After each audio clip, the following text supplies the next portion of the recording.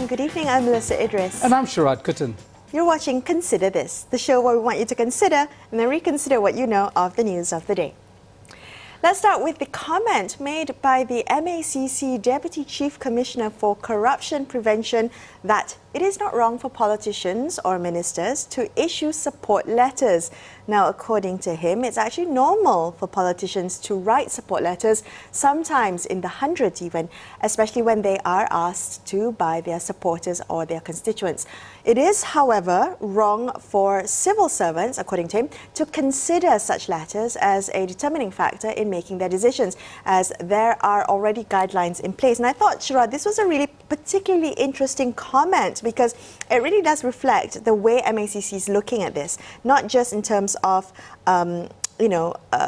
the kind of patronage politics, right, that exists in terms of constituents expecting support letters, of politicians writing those support letters, but then saying to civil servants, well, you cannot take this into consideration when making decisions. Yeah, it seems to me slightly confusing. I must admit, Melissa, when I first read it, and I was reflecting on yesterday's show when we talked about the MACC wanting to put anti-corruption into the curriculum, we talked about calibrating or understanding the complexities, the grey areas in the whole ecosystem of corruption. I think what this does and what the MACC official seems to be doing is shifting the burden of responsibility from politicians onto civil servants.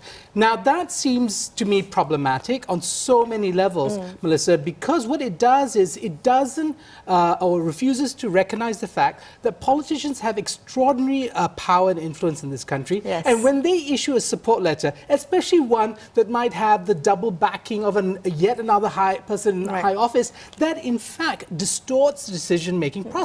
Now, to deny that seems to me extraordinary. Yes, I completely agree. I mean, I think we have to take into account the power differential, right? If your boss, the minister, has written a letter, how do you, as a civil servant, say, no, I'm gonna ignore that. I'm gonna follow these guidelines. The question is, who enforces these guidelines if not the boss, right? The boss will have the ultimate say over these guidelines. And I think it was particularly troubling to me, Sharaad, that this comment is coming from the Deputy Chief Commissioner for Corruption Prevention. His job is about preventing corruption and not seeing these loopholes, these gaps in the level of collusion. For me, is very troubling. Yeah, I can't imagine that he does not recognize this as, in fact, part of the way things operate, right? So he seems to be very happy to acknowledge that people will ask for support. But if politicians start a culture where they say, well, my responsibility is not to help you get a business or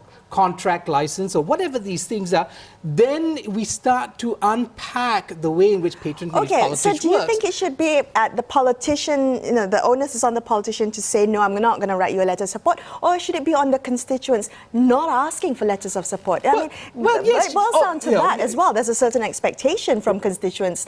Please write me a letter of support. Absolutely, I need this. right? And so we see this, and I've spoken to many MPs, who come in, with these ideals about how to conduct themselves and and to avoid corruption and avoid handing out money. There is pressure from the ground. But it seems that if we attack the issue at all these different levels, public education, so people don't ask for special favors, politicians not giving those special favors or making promises they can't keep, and civil servants being empowered to resist the politicians or their bosses. Now, if all that works, then I think we have a plan for the future. That should be the game plan. This statement by this MACC official is troubling because it's about accepting that politicians will continue to play this game and to the detriment of civil servants. Okay, well, in other news today, we have the Federation of Malaysian Entertainment Industry. They have expressed shock over Prime Minister Muhyiddin Yassin's remark that it might be best for nightclubs to remain closed since it would be difficult to observe physical distancing in these premises. Now, the association is urging the Prime Minister to retract his statement as many businesses at the moment are struggling to remain afloat, and the association felt that Muhyiddin's statement had dealt them yet another blow. Tan Sri Muhyiddin Yassin had made the remark at a Perikatan National Convention 2 days ago. Initial news reports on this remark were later amended to state that it was made in quote-unquote apparent jest. Well, I think, again, we talk about tone when politicians speak and communicate.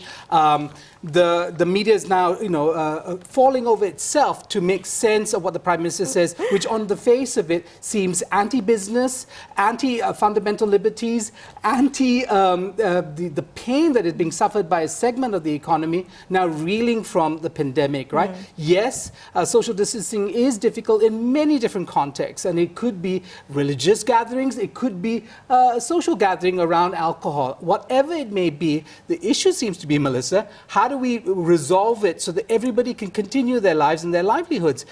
This was an extraordinary statement, and one that opens up a whole range of questions around the subtle coded messages that politicians are putting out, right? So like dog whistling. That's exactly the term that's used, right? Dog whistling is the way in which coded messages to a target audience. Now, we already know antipathy towards the pub sector, this idea that it's liberal, it's alcohol-driven, and so on and so forth. There's even been long-standing discussions about whether the Carlsberg factory should be closed down. We know that all this exists in society. Right. And this statement is in many ways kind of, whether intended or not, yes, does in fact seem to resonate with that particular segment of society that wants to shut down this particular part of the economy. And I think it's really interesting to note, sometimes not every news report can you can't read tone on paper, right? It doesn't translate very well. And I think that, you see some of these news reports, some of the headlines were later amended. The one that caught my eye had an editor's note. The headline was changed, and the editor's note read that the article's headline and contents have been amended to better convey Tan Sri Muhyiddin's intended message at the convention.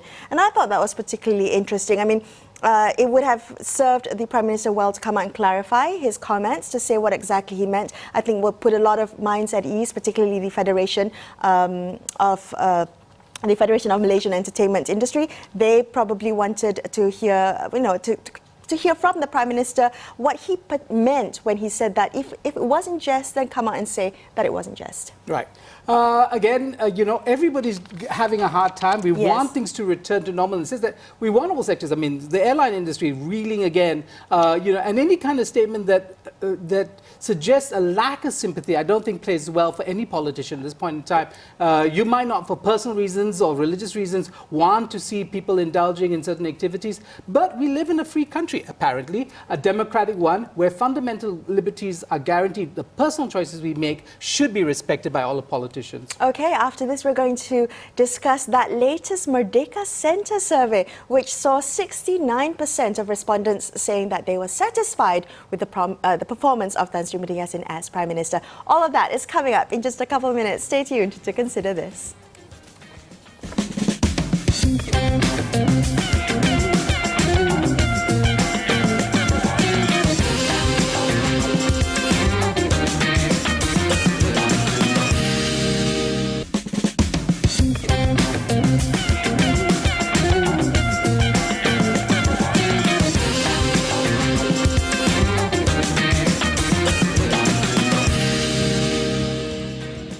Hi, you're watching Consider This. I'm Melisa Idris. With me is Sharaad Kuttan. Yesterday, the opinion research outfit Merdeka Center released the results of their latest survey titled Perceptions Towards Economy, Leadership and Current Issues. Joining us on the show tonight, we have the Executive Director of Merdeka Center, Ibrahim Suffian, or better known as Ben. Ben, good evening. Thank you so much for joining us tonight. Now, if I may cite, 69% of respondents of this survey said that they were satisfied with the performance of Tan Sri Muhyiddin as Prime Minister. But what was interesting was that the survey found significant ethnic variances within the disaggregated data. 9 out of 10 Malay and Bumiputra from Sabah and Sarawak gave the Prime Minister a thumbs up, but only 33% of Chinese respondents said that they were satisfied with his performance. Ben, what accounts for these variances? Well, thanks for having me on, Melissa. I mean, when we looked at the survey results, which was carried out over July and August, basically the results, show the dichotomy or the polarization that has taken place in Malaysia over the last several months, politically, as well as perhaps even socially. In the context of the survey, we find that the vast majority of Malay respondents, they have responded very positively towards the new coalition. On the other hand, non-Bumiputra respondents have not been as warm as Bumiputra respondents. And in part, I think if we look beyond the survey itself and look around us in society and compare what is present right now and what was there, 8 months ago or earlier in this year, it was a situation where in the past, majority of Malay respondents were not happy with the state of affairs in the country. They felt that the political situation was uncertain and that there's a lot of contestation between Malay interests and non-Malay interests in politics of the country. Now, after the change in the administration and the emergence of Tan Sri Muhyiddin Yassin as Prime Minister, you now have a vast majority of ordinary Malay voters singing support and praises for the new government and especially the Prime Minister.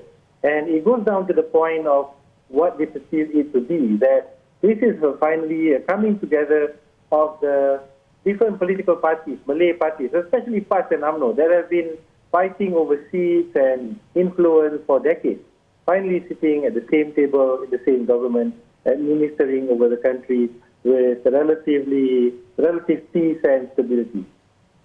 Ben, could you help us understand if this is about the government? Is the approval rating for Tan Sri Muhyiddin Yassin specific to him as a person, or is it about the government? Because we do know there has been a lot of volatility even within the Perikatan Nasional, and we have debates about whether it's Muafakat Nasional, it's Barisan Nasional, it's a Perikatan Nasional, all which seem to be very fluid in at least in the world of the media's reporting of them. But in the minds of ordinary Malaysians, perhaps these things don't matter. Tell us, what exactly is the approval rating for?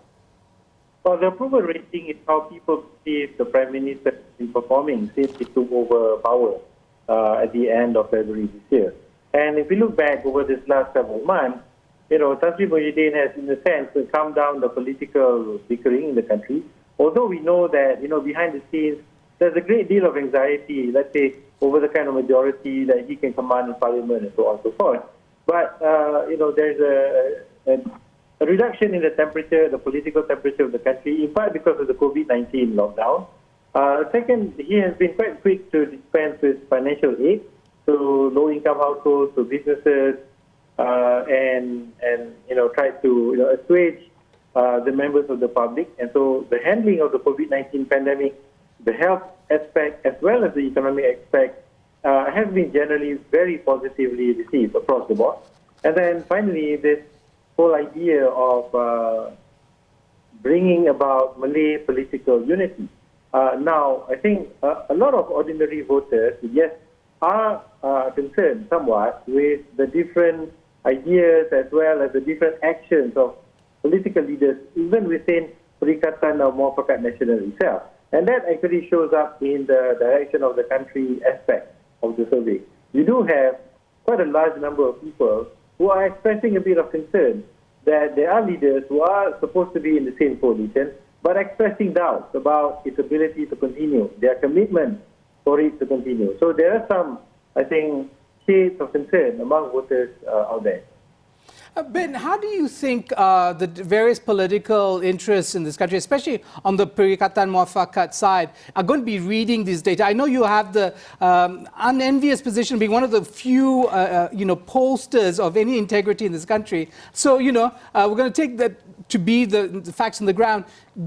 How do you think this is going to be read by political elites? Well, I think there's a big disconnect or big difference between how the elites view this and how the masses, particularly Malay masses, look at it. Malay masses, as well as the ordinary voters of particular political configurations, the ordinary voters for Barisan Nasional or UMNO and PAS, all of them, ordinary voters, look at Perikatan Nasional as something very positive because it means less competition, that with Malay votes being pooled together, then there's no concern that non-Malays are going to assert so much influence on the political process. So in some sort, there's going to be less compromises that need to be made there. But among elites, I mean, there is a real, I think, concern about how this new configuration is going to play out. Because, for them, it means loss of power and loss of dominance. And we can see this translate in the statements by many UMNO leaders who are not in government right now, but perhaps belonging to the top hierarchy, who are expressing things like the Perikatan coalition is only up to when the elections are called, and that there's no commitment to stick to it beyond snap elections, for example. So that, I think, indicates that many political elites are uncomfortable with the fact that they have to share power with others, and on the grassroots of the leaders themselves, at the Ketua Bahagian, at the state constituency level, there is a lot of concern, because if PAS and UMNO is going to somehow work together, who's going to get the seats and who's going to contest, and who's going to take control of the many, many state assemblies and governments across the country.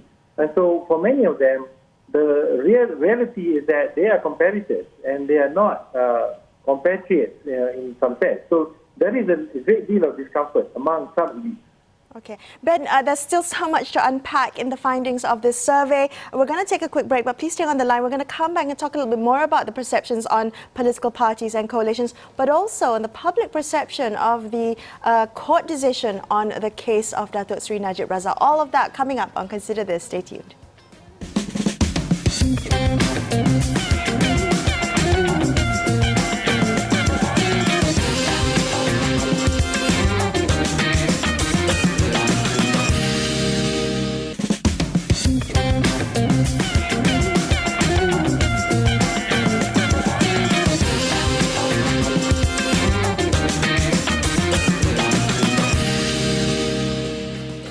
Thank you so much for staying with Sharaad and I on Consider This. We're speaking to Ibrahim Suffian, or better known as Ben. He is the Executive Director of Merdeka Center. We're discussing the results of Merdeka Center's latest survey titled Perceptions Towards Economy, Leadership and Current Issues.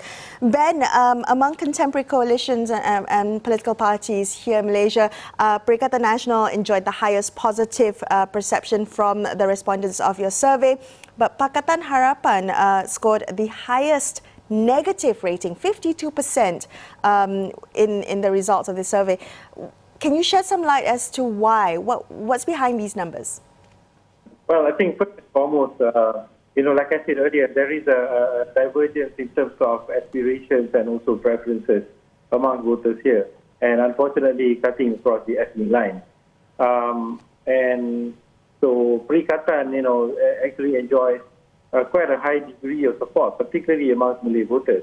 So the survey itself actually shows that 74, so nearly 3/4 of Malay voters actually look at Perikatan quite favorably. And personally, I think if they went to an election, they might be able to get a bit more share of the Malay votes if elections are held right now. And we can see this in the recent Slim River by-election, where the Barisan Nasional candidate actually did very, very well against the candidate from Pejuang and the independent guy.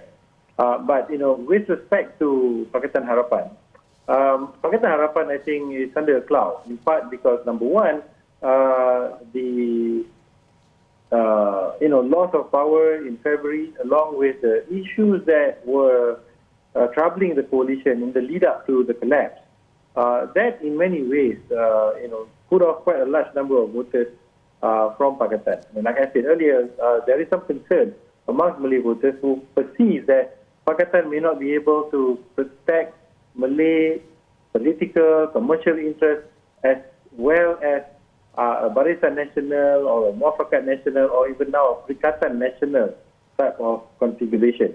At the same time, we also have quite a significant number of non-Malay voters who are not happy with how Pakatan has performed during its 22 months in power. But be that as it may, we do notice that what people say to be their perception on positivity and so on doesn't necessarily influence the way they vote. At the end of the day, voters vote emotively. They will look at what's available out there and they will probably choose the least worst option.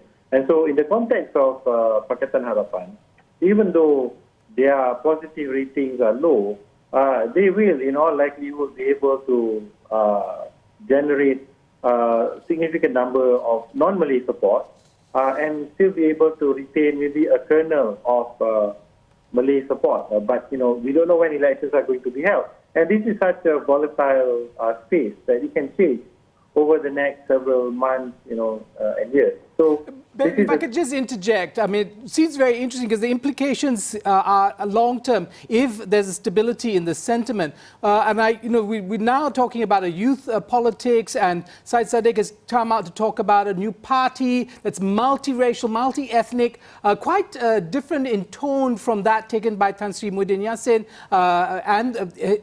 and fellow travelers like him who talk about Malay dominance. They continue the Ketuanan discourse.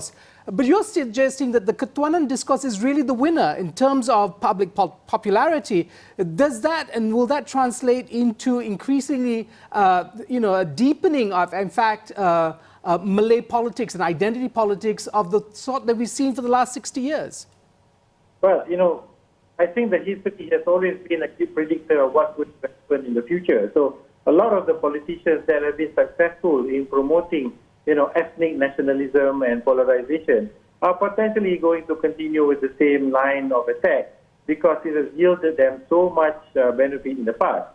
At the same time, we also have to look at the country's demographics. So it is quite natural for Malay politicians and Malay-based parties to continue to harp on Malay-oriented issues because it is easier for them to communicate with their constituency. If you look at demographics, for example, as we look deeper into the younger age groups, a larger proportion of younger voters are Malay. But the big question mark is, will all of these voters still fall for the same line on ethnic nationalism as their forefathers or their parents did? I'm not so sure. And I think the reason is because the socio-economic situation in the country is changing. And perhaps this COVID-19 pandemic, it is going to hasten the process of change. Already we know that the information dominance by the ruling coalitions, of the past, like Barisan Nasional, subsequently Pakatan Harapan, and now Perikatan, the dominance over information dissemination, I think, is no longer there because of the internet and so on. People are free to get information from their respective sources. Right, but Ben, can I ask very quickly, when I look at some of the survey results, when it comes to demographics, there doesn't seem to be much variations across ages. Would that be true? I mean, on any of those questions, was there a real difference between young people and old people? And I think, in fact, when it comes to Najib Razak, older people seem much more skeptical than younger people. So tell us about the numbers that you found when it comes to demographics.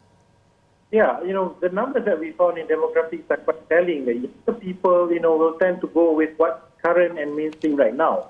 It also means that perhaps it means that younger people are quite easily taken by the, face value of what's being reported out there in the media or what their friends share on social media. So the onus is on the political players to go out there and push their content out, to educate and also to debate these issues effectively with the public and not just let them, make up their minds by themselves. They have to actually contest the space. Ben, very quickly, we don't have much time left, and I do want to very quickly get your thoughts on, there was a question in the survey about whether, respondents agree or disagree with the court's decision on the Najib Razak verdict.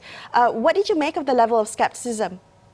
Well, I'm quite surprised because of the long-standing treatment of this issue that there is still quite a significant number, particularly amongst Malay voters, who quite disagree with the court issue. And we actually analyzed the data further, and we found that amongst Malay voters who profess that they are more inclined towards Barisan Nasional, for example, less than half of them actually support the court verdict, that nearly a third of them do not support the court verdict, so amongst Barisan Nasional voters.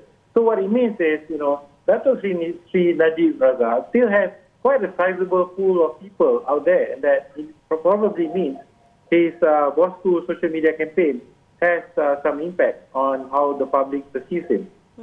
All right. Well, thank you so much for joining us on the show tonight. Ben, we really appreciate you going through the data with us and the findings of the survey. Appreciate your time.